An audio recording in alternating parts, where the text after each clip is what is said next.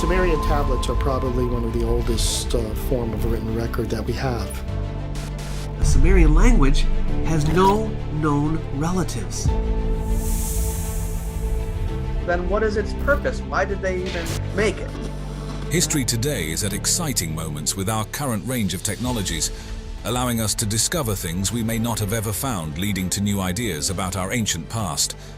One of these discoveries was a story, an ancient king named Gilgamesh. The story of Gilgamesh, it's truly a marvel of ancient literature. You see, this story, inscribed in cuneiform on clay tablets, is not just old, it's ancient, dating back to around 2100 BCE during the 3rd dynasty of Ur. But what's fascinating is that the tale of Gilgamesh goes even further back with earlier Sumerian poems. Imagine this. These tablets, lost for millennia, were found in the ruins of Nineveh's library in the 19th century. Piecing them together was like solving a grand historical puzzle, but some pieces are still missing, lost to the sands of time. Gilgamesh himself, what a character. He's described as 2/3 god and 1/3 human, which explains his incredible strength and courage. This isn't your average hero. He's on a whole different level, surpassing ordinary men and even the heroes of other ancient myths. It's like he's in a league of his own, a blend of the divine and mortal, making him nearly invincible. Now let's talk about his adventures, because they're nothing short of epic. Gilgamesh wasn't content just sitting around. He was driven by a thirst for glory and fame.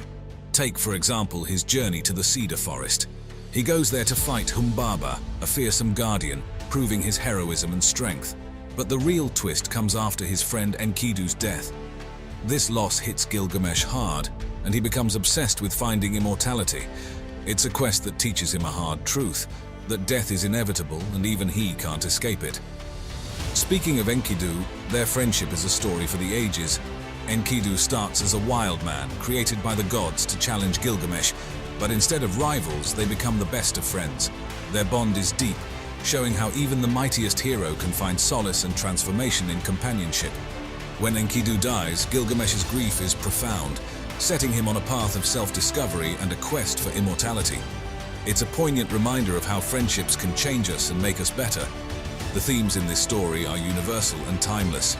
Getting into the intriguing world of King Gilgamesh's historical existence, which, let me tell you, is a fascinating blend of archaeology and ancient storytelling. You see, our main piece of evidence comes from something called the Sumerian King List. This isn't just any old list. It's an ancient manuscript where the Sumerians chronicled their kings and the lengths of their reigns. It's like their version of a royal hall of fame, mixing in both legendary and historical figures, which shows how they saw their own past. Now here's where it gets interesting. Gilgamesh pops up on this list. Yes, the same Gilgamesh from those epic tales.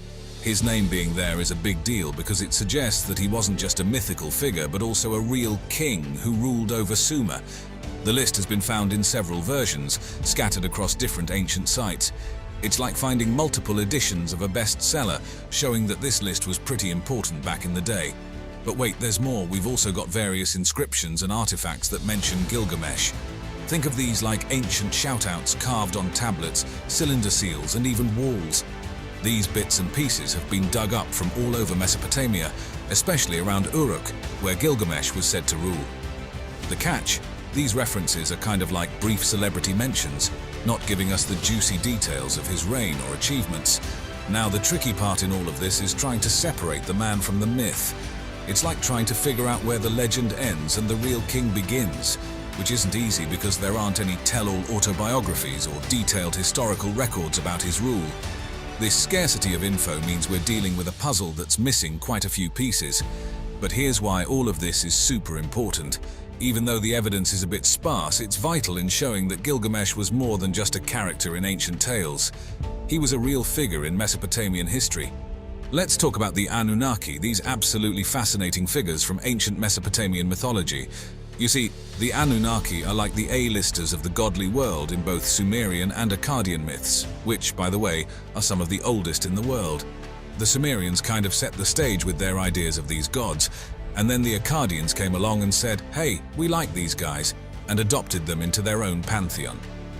Now, in the Sumerian version, the Anunnaki are mostly hanging out in the underworld doing their godly things there.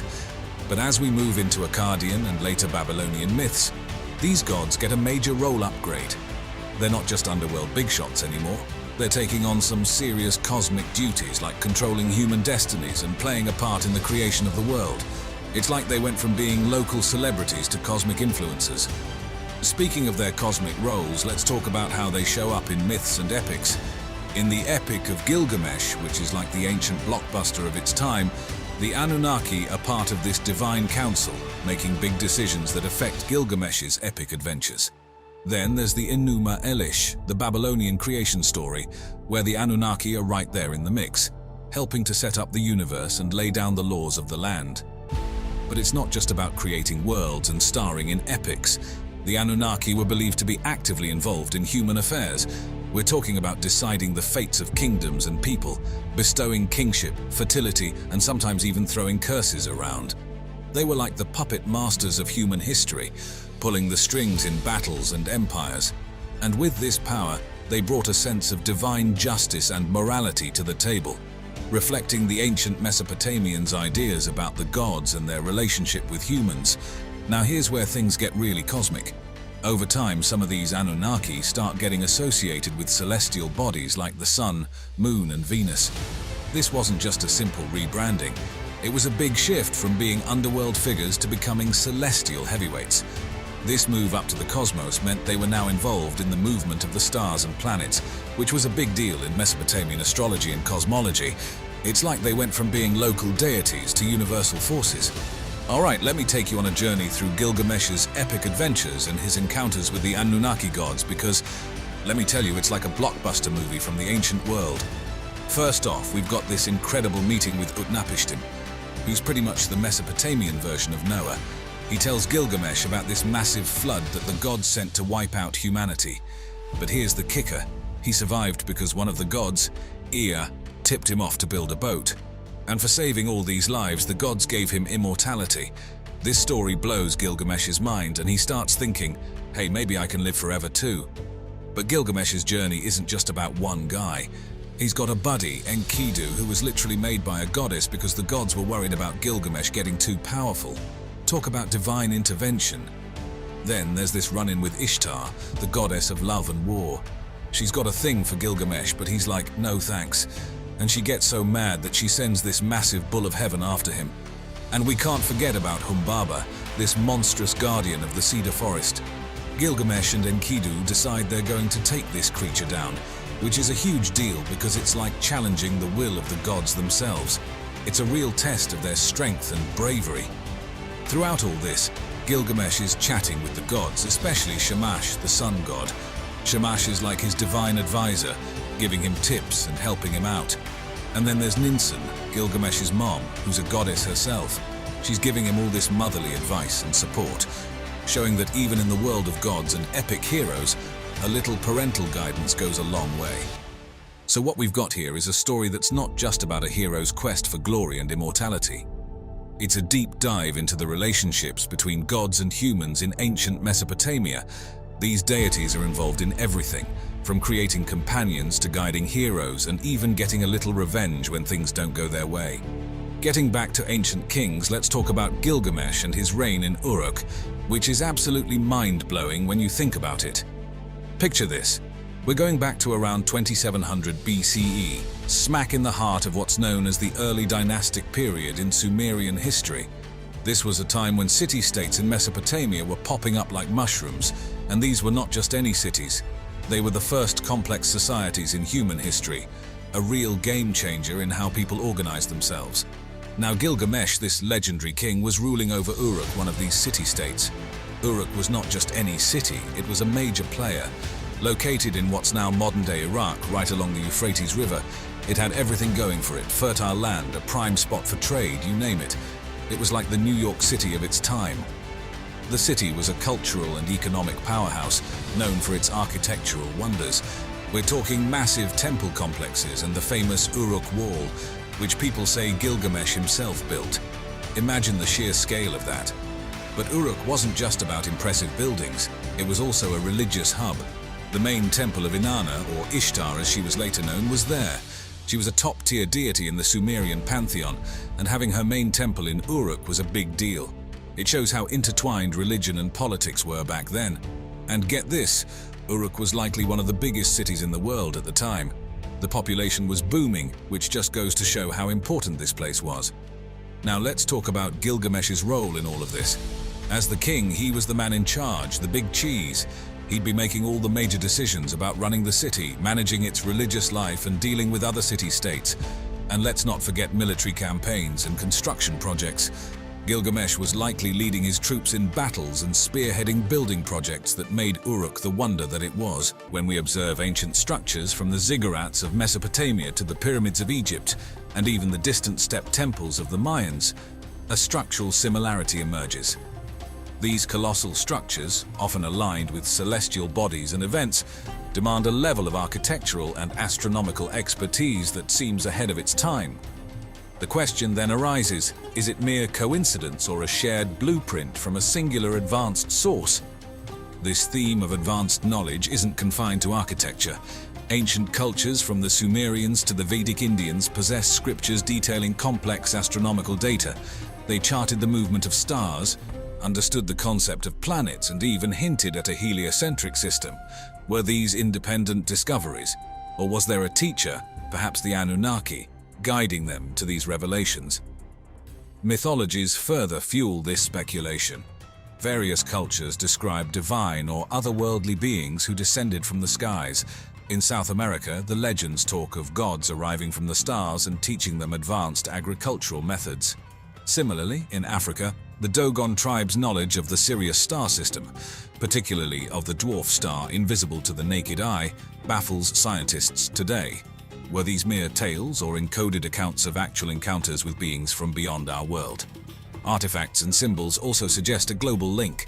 The ubiquitous dragon, revered from China to Europe while diverse in interpretation, holds common themes of power, divinity, and often association with the sky or cosmos. Were these depictions inspired by the Anunnaki or their technologies, interpreted by our ancestors as magical or divine? While these patterns and similarities across ancient cultures are striking, they also open a Pandora's box of questions.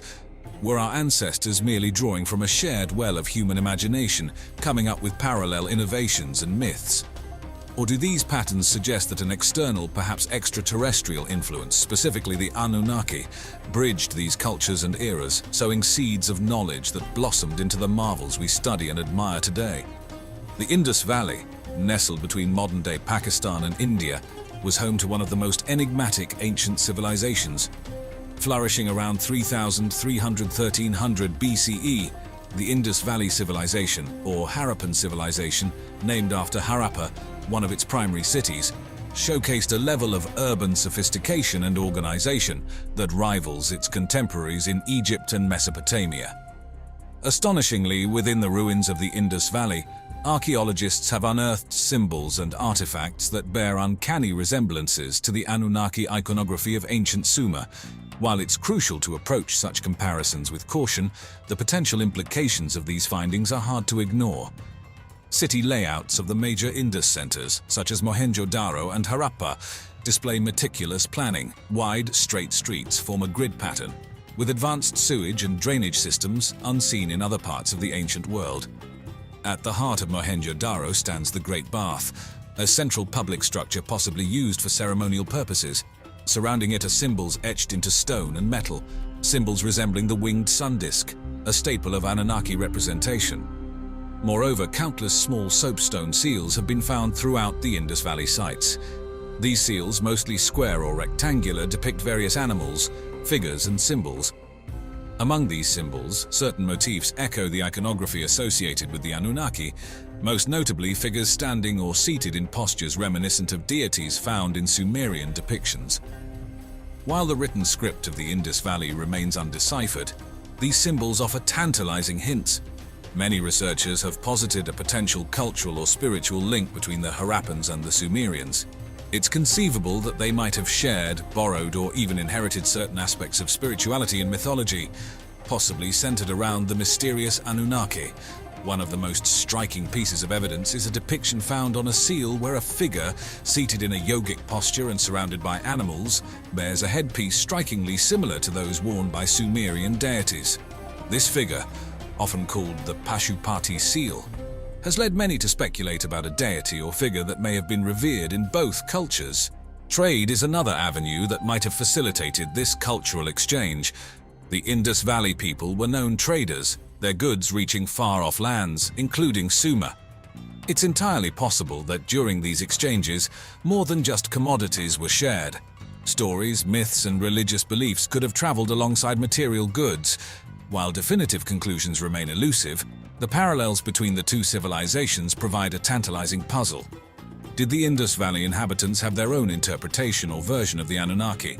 Or are these similarities mere coincidences born from the universal human penchant for creating myths?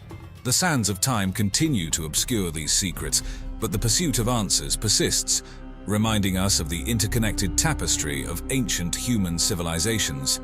The connection between the Anunnaki and ancient Egypt is a topic of fervent debate, exploration, and wonder.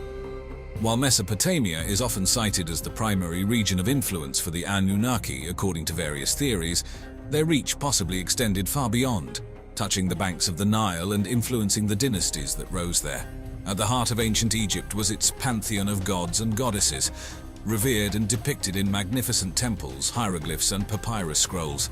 Names like Osiris, Isis, Ra, and Anubis are well known. But some researchers suggest that these deities could share a lineage or be synonymous with the Anunnaki. One of the compelling arguments stems from the intricate and advanced architectural feats of the Egyptians.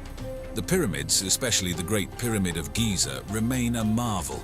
Their precise alignments with celestial bodies, intricate internal chambers, and sheer grandiosity are sometimes cited as being beyond the capabilities of ancient man without some external guidance. Could it be that the Anunnaki, with their advanced knowledge, had a hand in this? Then there are the similarities in stories and legends. Just as the Anunnaki were believed to have imparted vast knowledge in Mesopotamia, so too were the gods of Egypt considered the source of wisdom, medicine, astronomy, and more. The Book of the Dead, a guide to the afterlife for ancient Egyptians, contains spells and instructions that resonate with tales from Sumerian texts. Themes of life, death, resurrection, and the stars repeatedly appear in both cultures. However, it's the similarities between the physical depictions of the gods where things become even more intriguing. Both Sumerian and Egyptian art represent their deities as larger than life, often possessing unique crowns or headdresses and holding staffs or scepters of power. Some speculate that these could be more than just symbols, but might represent some form of advanced technology or device. Moreover, the idea of kingship, granted from the heavens, is a common thread. Pharaohs were seen not just as rulers but as gods in human form, a direct bridge between the mortal realm and the divine. This concept aligns with the Sumerian belief of kingship being bestowed by the Anunnaki. However, with these points made, it's essential to tread with caution. Correlation does not necessarily imply causation. While there are parallels, there are also vast differences in the beliefs, practices, and histories of the Sumerian and Egyptian civilizations. Many scholars believe that these similarities might be coincidental or stem from the shared human experience rather than direct influence. Situated between the Tigris and Euphrates rivers in what's modern-day Iraq, the Sumerians established one of the world's first urban civilizations.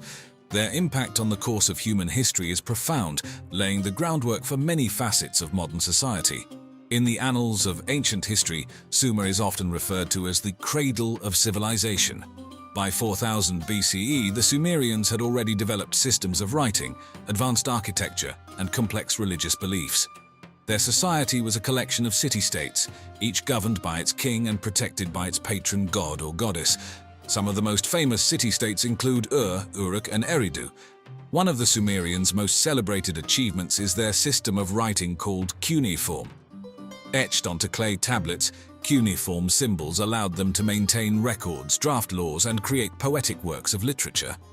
Among these, the Epic of Gilgamesh stands out, an epic poem that predates even Homer's works and delves deep into themes of friendship, ambition, and the human quest for immortality.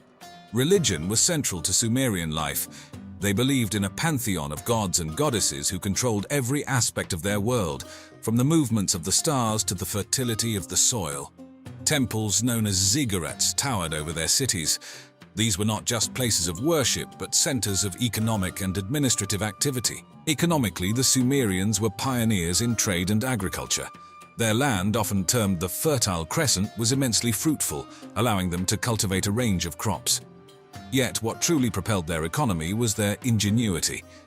The Sumerians were among the first to use the wheel, not for transportation initially, but for pottery. They also devised systems of weights and measures, facilitating trade within and beyond their borders. But life in Sumer wasn't always peaceful. Conflicts often arose between city-states vying for resources, leading to the establishment of fortified walls and the rise of warrior kings. The ebb and flow of power, as one city rose while another declined, became a hallmark of Sumerian politics. Over time, as with all ancient civilizations, the Sumerians faced decline. They were absorbed or conquered by subsequent empires, including the Akkadians, Babylonians, and Assyrians. However, the imprint they left is undeniable. Their innovations in governance, writing, religion, and technology set the stage for successive civilizations and in many ways shaped the trajectory of human progress. Zecharia Sitchin, a controversial and influential figure in the realm of ancient astronaut theories, left behind a legacy that continues to captivate and challenge scholars and enthusiasts alike.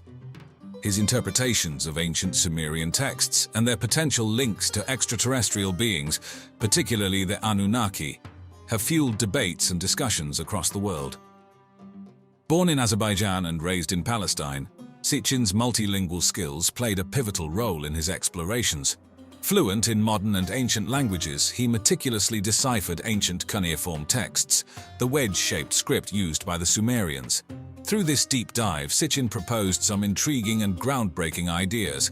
Central to his theories is the belief that the Anunnaki, a pantheon of deities described in ancient Mesopotamian literature, were not mere myths.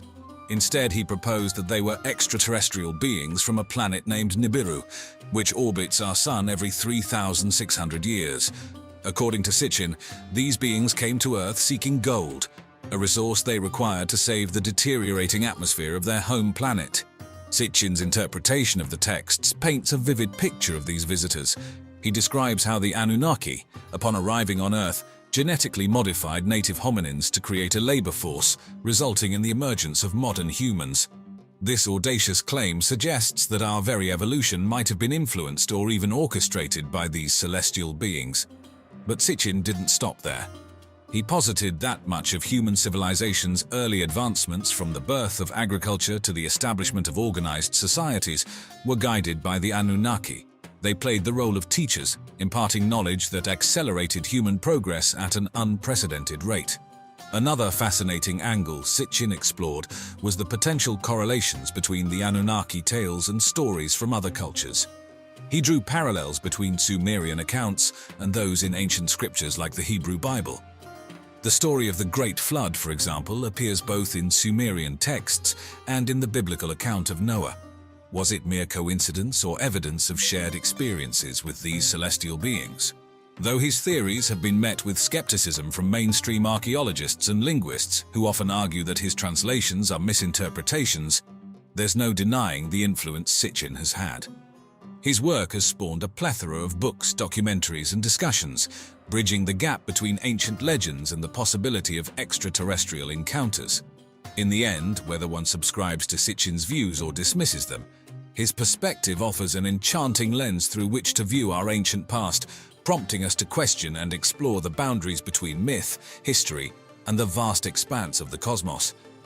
Hidden within the ancient tablets of the Epic of Gilgamesh are secret messages left by the Anunnaki king for modern civilization, offering timeless wisdom and cautionary tales. We keep slapping our ancient ancestors in the face, doubting their wisdom and doubting their understanding of what really happened. This legendary narrative, chronicling the adventures of Gilgamesh and his companion Enkidu, reveals profound insights into humanity's quest for immortality, the value of friendship, and the consequences of hubris. For example, the Epic of Gilgamesh is giving you the full story of Noah's Ark. The generalization of the story is coming directly from these ancient tablets. As scholars uncover more fragments and interpretations of this ancient epic, they piece together a tapestry of mythology, history, and philosophy. In the mid-19th century, a renewed interest in archaeology and history sparked the rediscovery of ancient civilizations. The homegrown archaeologists that aren't afraid to talk say that these fortresses were built in a day and a night by the beings that came from heaven. During this pivotal period, the story of Gilgamesh, a legendary figure from Sumerian lore, began to surface through a series of archaeological excavations in the ancient Near East. These efforts uncovered remnants of a long-forgotten civilization buried under the sands of time. Mesopotamia, often referred to as the Cradle of Civilization, was located in the fertile region between the Tigris and Euphrates rivers, corresponding to modern-day Iraq. This region was home to some of the earliest known cities, such as Uruk, and Babylon. The rich soil and abundant water supply supported the development of complex societies, advanced agriculture, and early writing systems, laying the foundations for human civilization. They actually, in the tablets, talk about clearing out the Euphrates and the Tigris to make it better for irrigation. In 1849, British archaeologist Austin Henry Layard made a groundbreaking discovery while excavating the ancient city of Nineveh, one of the oldest and most significant cities of the Assyrian Empire. Nineveh, located near the modern city of Mosul in northern Iraq, had been a major center of trade, politics, and culture in ancient Mesopotamia. Among Layard's most remarkable findings was the library of Ashurbanipal, the last great king of the Neo-Assyrian Empire. This vast collection of clay tablets, inscribed with cuneiform script, contained a wealth of information about the Assyrian Empire, its history, religion, literature, and science. The library, dating back to the 7th century BCE, was a treasure trove of knowledge that provided an unprecedented glimpse into the ancient world. Interestingly, the discovery of Ashurbanipal's library was serendipitous. Layard initially set out to find artifacts and treasures, but he stumbled upon a more valuable find: the written records of a civilization. These people were scribing specifically what they were told to write by their god or their lord or their master. The sheer volume of tablets, estimated to be around 30,000, suggested a highly literate society that valued the preservation of knowledge. The decipherment of cuneiform was a monumental achievement that unlocked the secrets of ancient Mesopotamian civilization. These translations are ancient, in my opinion, because we're talking about 17 and 1800s. The tablets were already translated. Cuneiform, one of the earliest systems of writing, was characterized by its wedge-shaped marks made on clay tablets with a reed stylus. This script was used by several ancient cultures, including the Sumerians, Akkadians, Babylonians, and Assyrians. The challenge of deciphering cuneiform fell to scholars like Sir Henry Rawlinson, a British Army officer and linguist. Rawlinson's breakthrough came with the Behistun inscription, a multilingual inscription carved into a cliff in what is now Iran. The inscription, commissioned by King Darius the Great of Persia, was written in 3 languages: Old Persian, Elamite, and Babylonian. By comparing the known language of Old Persian with the cuneiform script, Rawlinson and other scholars were able to crack the code of cuneiform. By the 1850s, significant progress had been made in understanding cuneiform, allowing scholars to begin translating the vast collection of texts from Ashurbanipal's library. Among these texts was a particular set of 12 tablets that revealed a coherent and enthralling narrative: the story of Gilgamesh. All the different people that have researched them have a very similar story. The Epic of Gilgamesh, one of the oldest known works of literature, is a rich tapestry of mythology, history, and philosophy. The narrative follows Gilgamesh, the semi-divine king of Uruk, and his adventures with his companion Enkidu. Their journey takes them through various trials, including the confrontation with the monster Humbaba, the rejection of the goddess Ishtar, and the quest for immortality following Enkidu's passing. The epic begins with Gilgamesh, the king of Uruk, who is described as 2/3 divine and 1/3 human. His extraordinary strength and wisdom make him a formidable ruler, but his arrogance and oppressive rule cause his people to cry out to the gods for relief. In response to their pleas, the gods create Enkidu, a wild man who lives among the animals. Enkidu's initial innocence and harmony with nature contrast sharply with Gilgamesh's urban civilization. A temple servant named Shamhat is sent to tame Enkidu, introducing him to human culture and society. This transformation from wild man to civilized companion sets the stage for his friendship with Gilgamesh. Gilgamesh and Enkidu become fast friends, their bond solidified by their shared adventures. They undertake a perilous journey to the cedar forest to confront Humbaba, the fearsome guardian appointed by the god Enlil. Despite Humbaba's terrifying presence, they managed to defeat him, showcasing their bravery and strength. This victory, however, sows the seeds of their eventual downfall by angering the gods. The gods decree that Enkidu must be expunged as punishment for their defiance. Enkidu's passing is a pivotal moment in the epic, profoundly affecting Gilgamesh. His grief and despair drive him to seek the secret of immortality, fearing his own mortality and the futility of human endeavors. This quest takes him on a journey beyond the known world, into the realms of the gods and the unknown. Gilgamesh's search for eternal life leads him to Utnapishtim, the only mortal granted immortality by the gods after surviving a great flood. Utnapishtim recounts the story of the flood, which closely parallels the biblical account of Noah's Ark. Despite Gilgamesh's efforts, he ultimately fails to obtain immortality. Utnapishtim reveals that the secret of eternal life lies in accepting one's mortality and finding meaning in the transient human experience. An interesting comparison can be made between the Epic of Gilgamesh and Homer's Iliad and Odyssey. Both epics explore themes of heroism, the human condition, and the quest for immortality. However, while Homer's epics are rooted in Greek mythology and focus on the exploits of mortal heroes, the Gilgamesh epic delves deeper into existential questions and the limits of human ambition, reflecting the values and beliefs of ancient Mesopotamian society. One of the most fascinating aspects of the Epic of Gilgamesh is the story of the Great Flood, recounted by Utnapishtim, the immortal survivor. In this narrative, Utnapishtim tells Gilgamesh how the gods decided to send a flood to destroy humanity, but advised him to build a boat to save his family and the seed of all living things.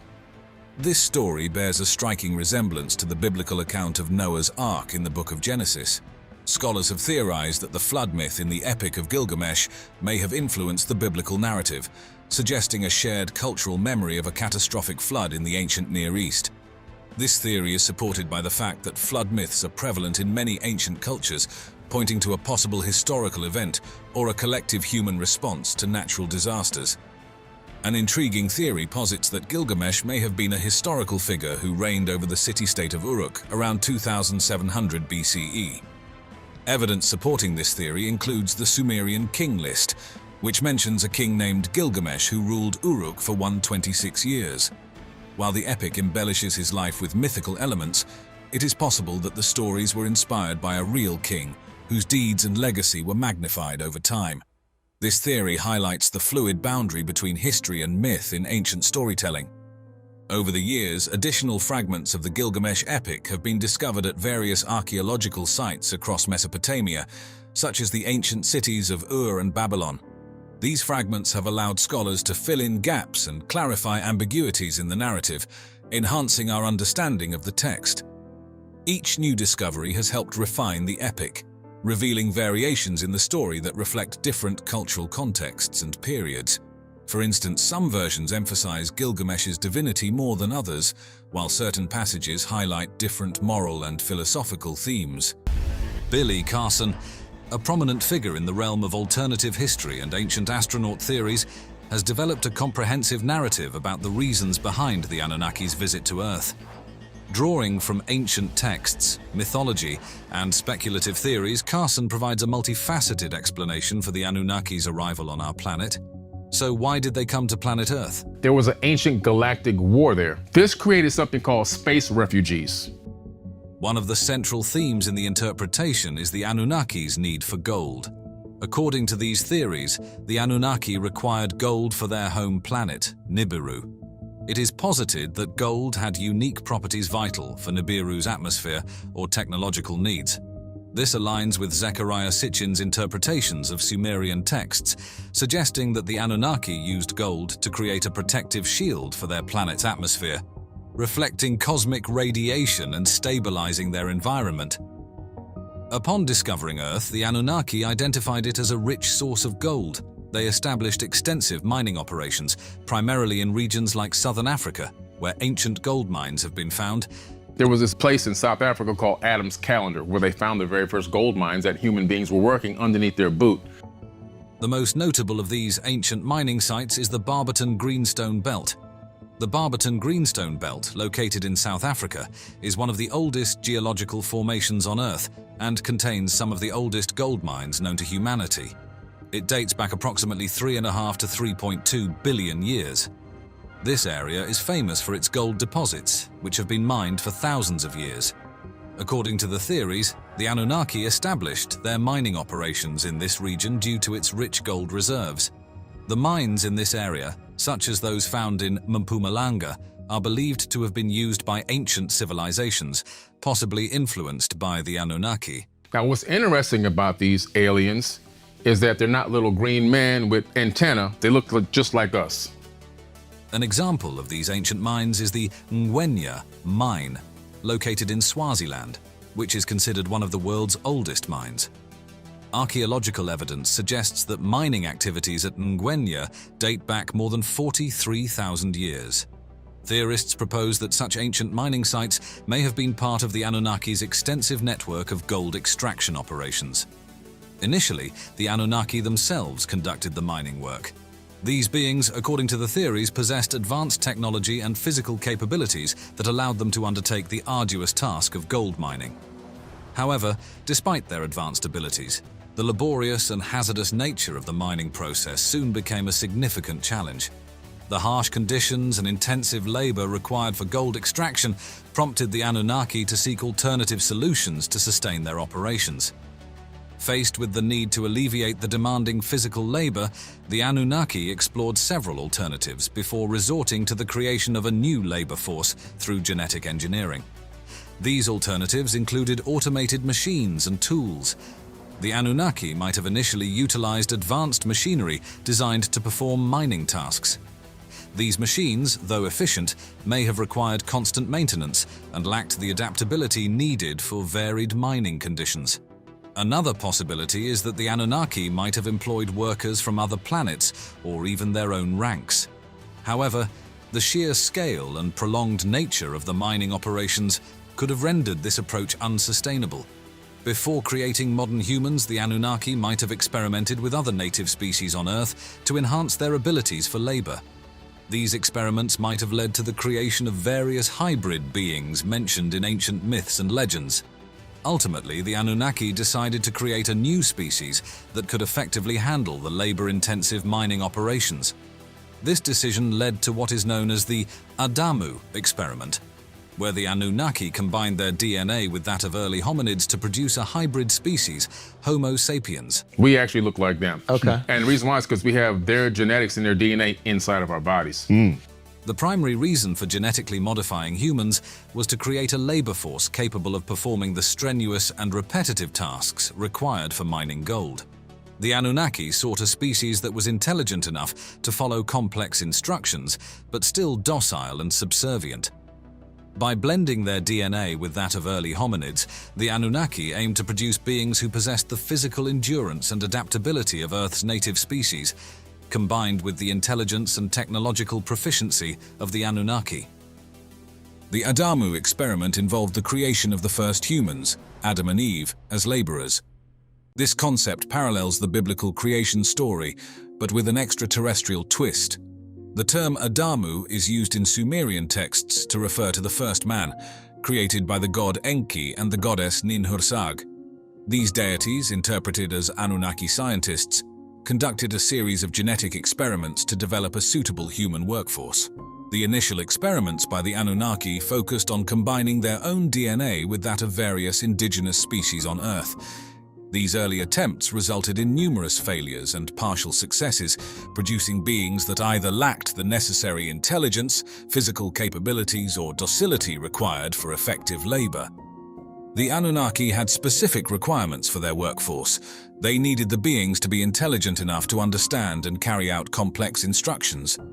Mining for gold was labor-intensive and required significant physical strength and stamina, so physical endurance was a must. The new species needed to be adaptable to various environmental conditions and able to learn and develop new skills as needed. To ensure a sustainable workforce, the beings needed to reproduce naturally, eliminating the need for the Anunnaki to continuously create new workers. While intelligence and adaptability were crucial, it was equally important that the beings remain subservient and manageable to prevent rebellion or resistance. Through a meticulous process of trial and error, the Anunnaki scientists, Enki and Ninhursag, eventually created the first successful prototypes of modern humans. By splicing Anunnaki DNA with that of early hominids, the scientists were able to introduce advanced cognitive abilities and enhanced physical traits. This genetic intervention was aimed at elevating the primitive hominids' capabilities to meet the labor demands. Once the new humans, referred to as Adamu, were created, they underwent training to learn the specific tasks required in mining and other labor-intensive activities. This ensured that they could perform their duties efficiently. Additionally, the Anunnaki scientists carefully integrated traits that promoted loyalty and subservience.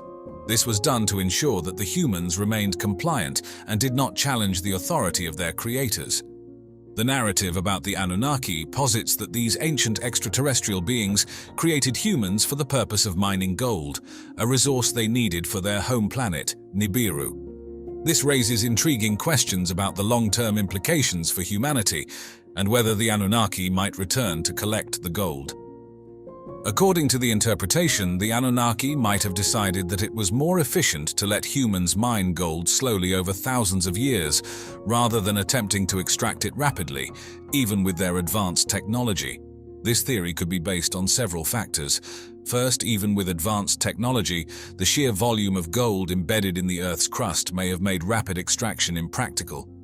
The process of mining gold is labor-intensive and time-consuming, involving complex geological formations that even the Anunnaki might have found challenging to exploit quickly. By creating humans and providing them with the necessary skills and knowledge to mine gold, the Anunnaki ensured a self-sustaining system. Humans, driven by their own economic and cultural incentives, would continue to mine gold, gradually accumulating the resource without the need for continuous intervention from the Anunnaki. Additionally, the Anunnaki might have envisioned a long-term strategy where gold is slowly accumulated over millennia.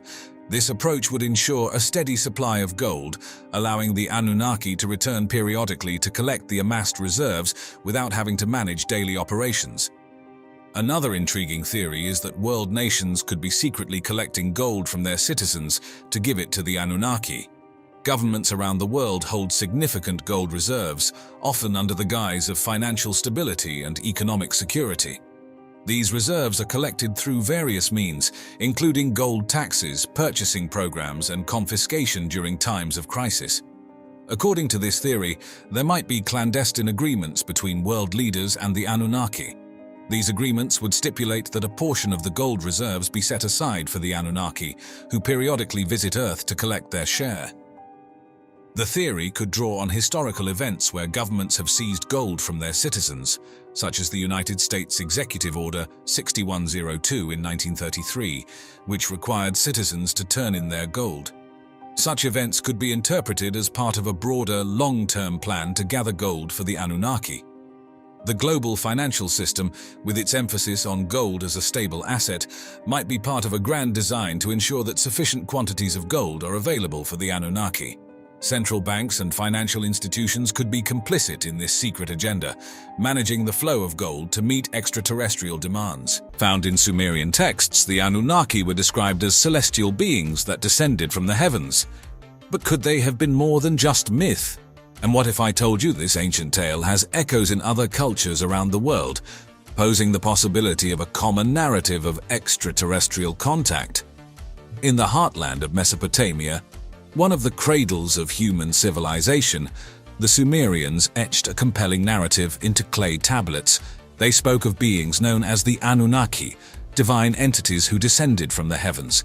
These celestial figures were not mere flights of fantasy, but were perceived as genuine influences in the Sumerian society. In the Sumerian cosmology, the Anunnaki were believed to be the offspring of An, the sky god, and Ki, the earth goddess.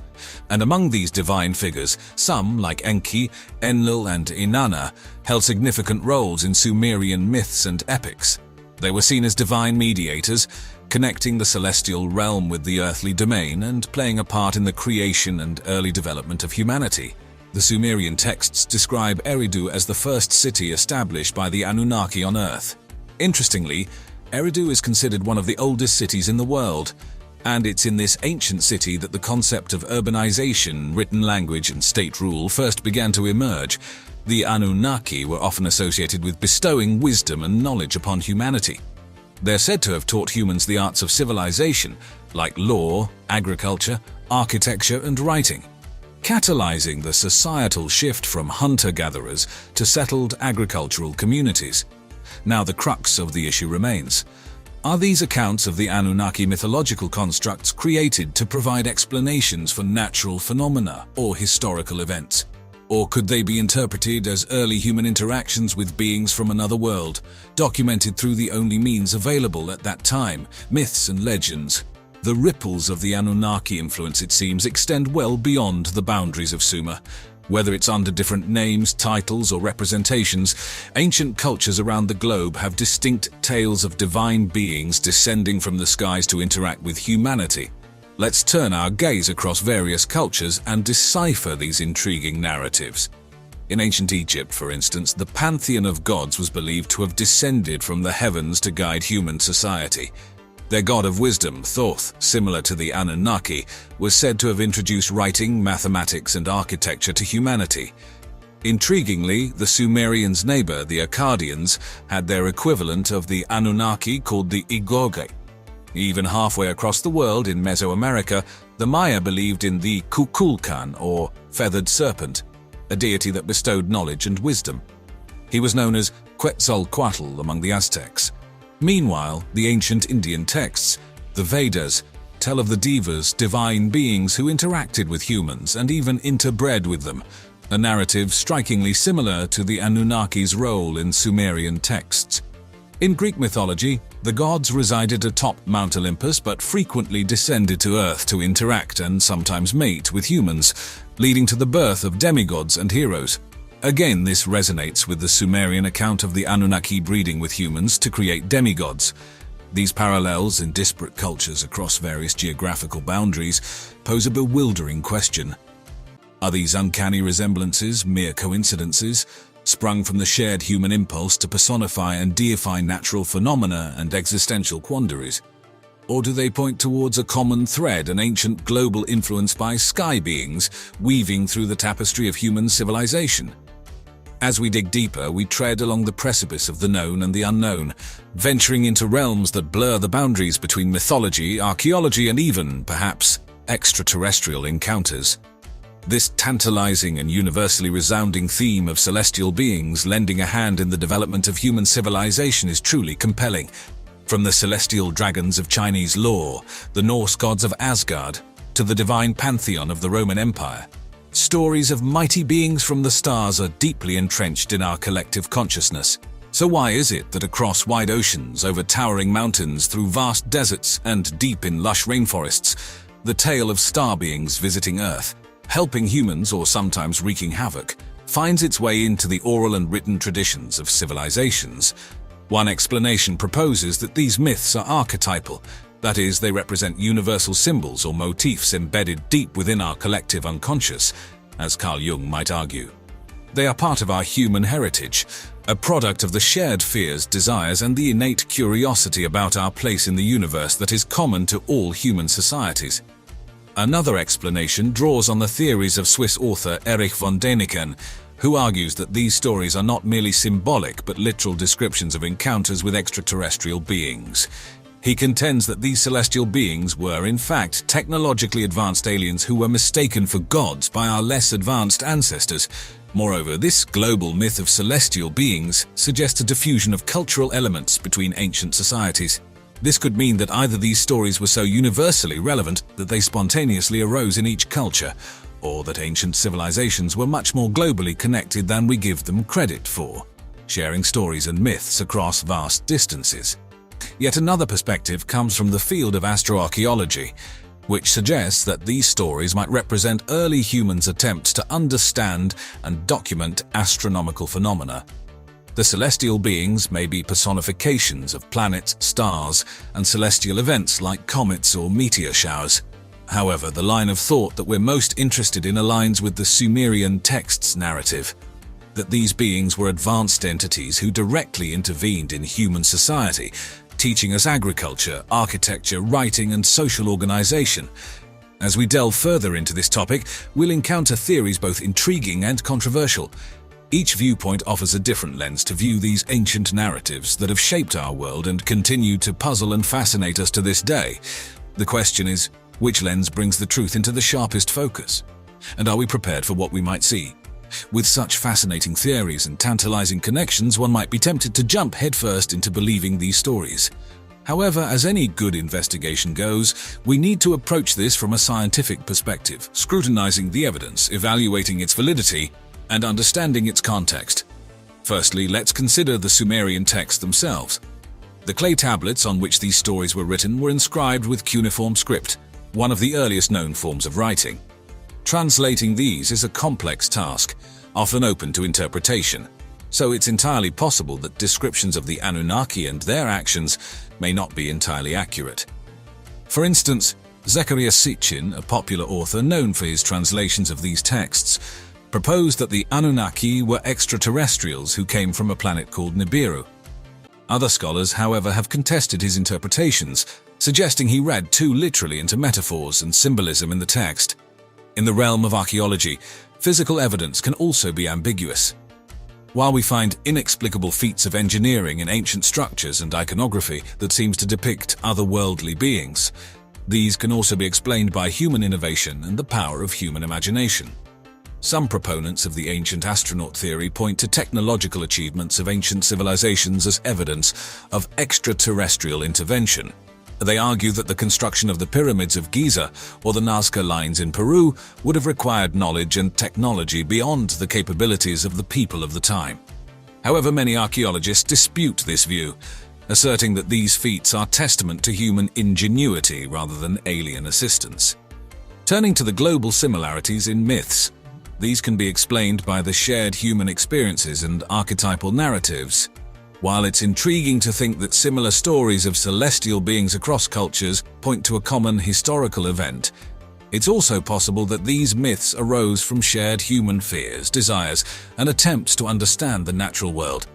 If we pause for a moment and put the skepticism aside, what could this Anunnaki influence really mean? Starting with the texts, the Sumerians described the Anunnaki as deities who descended from the heavens. They were seen as bringers of civilization, teaching humanity various aspects of culture like law, agriculture, architecture, and even the mysterious art of divination. If we consider this from an ancient astronaut perspective, this could be interpreted as these beings sharing advanced knowledge and technologies. This perspective gains even more weight when we consider how quickly civilization seemed to have sprung up in Mesopotamia, the cradle of civilization.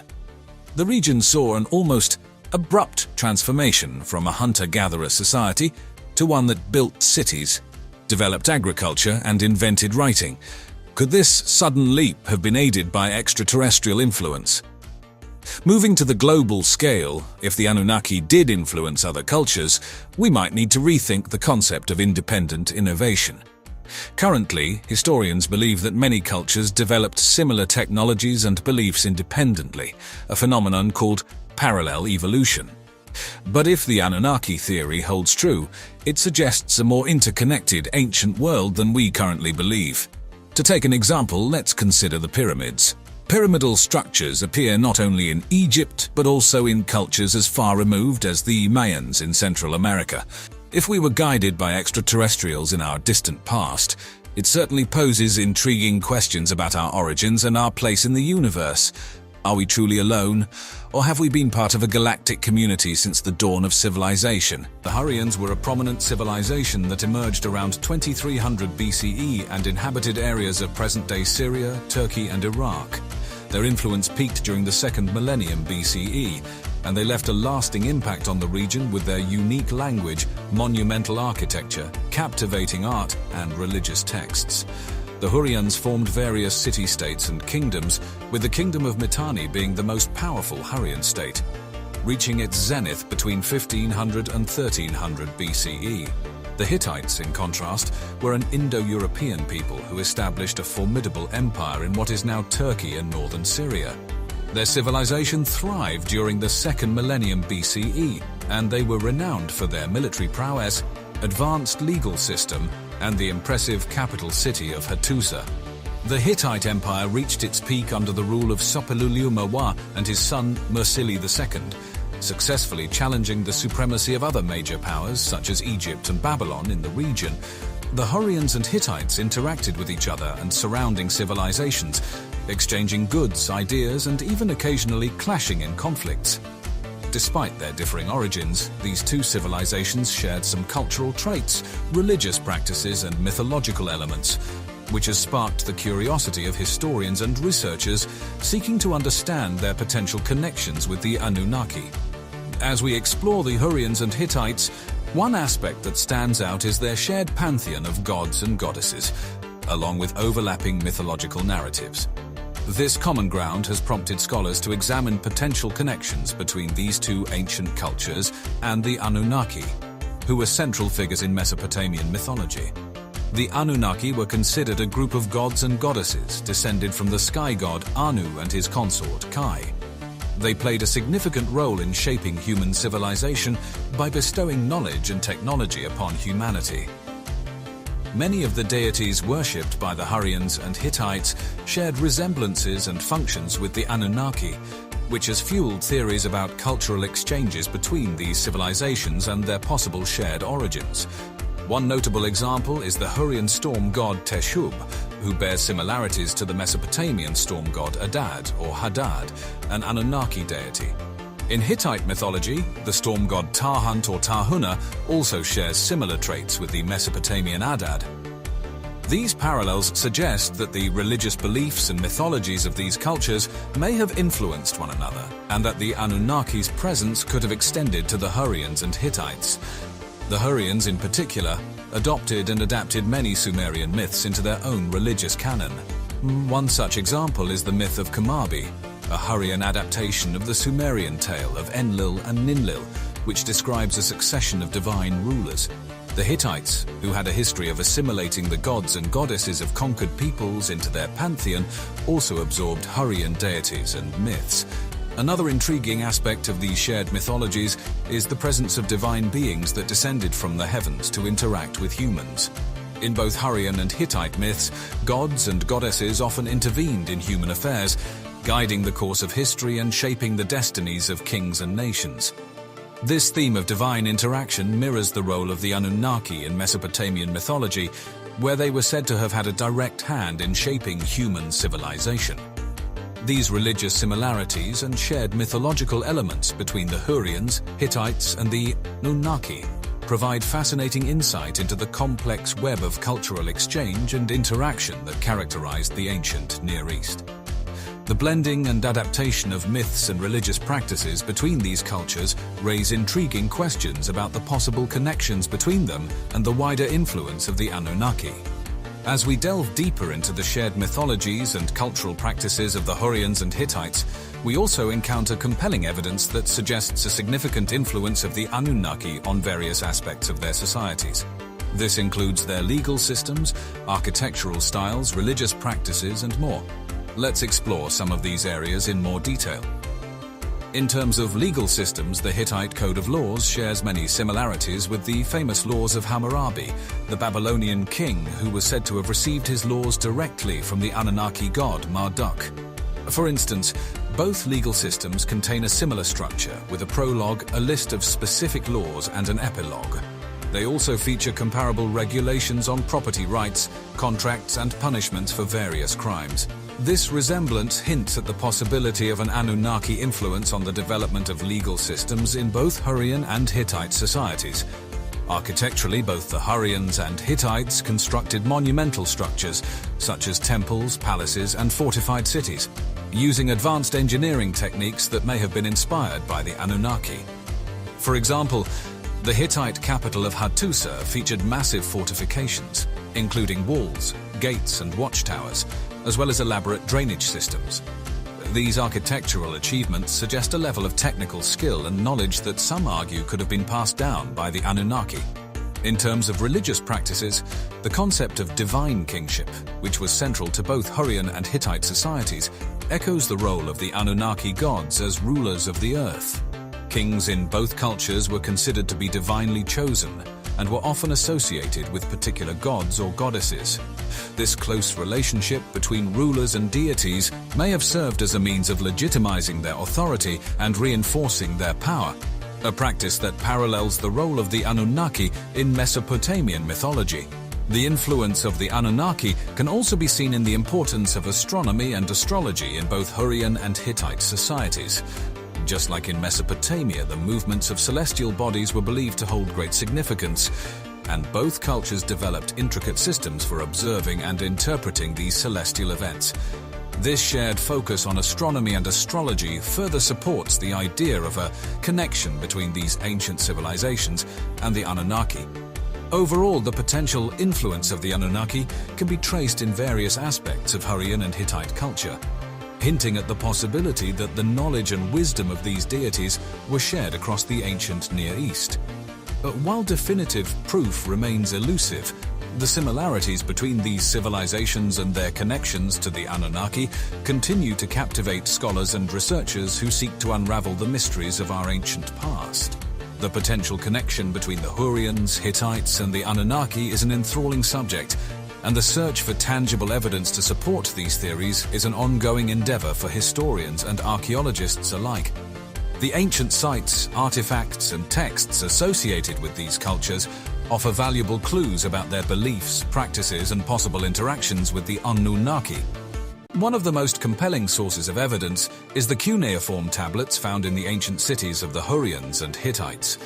These texts provide invaluable information about the religious beliefs, myths, and practices of these civilizations, offering insight into their possible connections with the Anunnaki. By studying these texts and comparing them with Mesopotamian myths and religious documents, researchers can identify parallels and shared themes that suggest a common cultural influence.